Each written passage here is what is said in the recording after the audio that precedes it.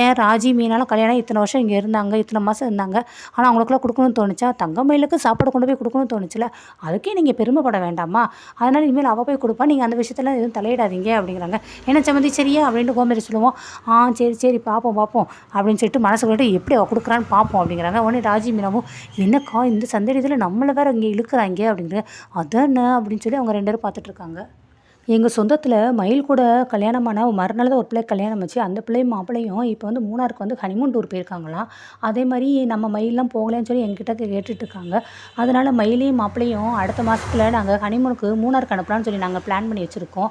அனுப்பி வைக்கட்டுமா நாங்கள் அப்படின்னு சொல்லி அவங்க அப்பாவும் கேட்குறாரு. அவங்க பாண்டி வந்துட்டு அதே இதுக்கு நீங்கள் அனுப்பிக்கிட்டு அது நான் எப்படி நாங்களும் அனுப்பணும், நாங்களே அடுத்த மாதம் நல்ல நாள் பார்த்து நாங்களே அனுப்பி வைக்கிறோம், இதில் என்ன இருக்குது அப்படிங்கிறாங்க. யார் செலவழிச்சா என்ன அப்படின்னு சொல்லி அவர் பாண்டியன்னு சொல்லிட்டு இருக்காரு.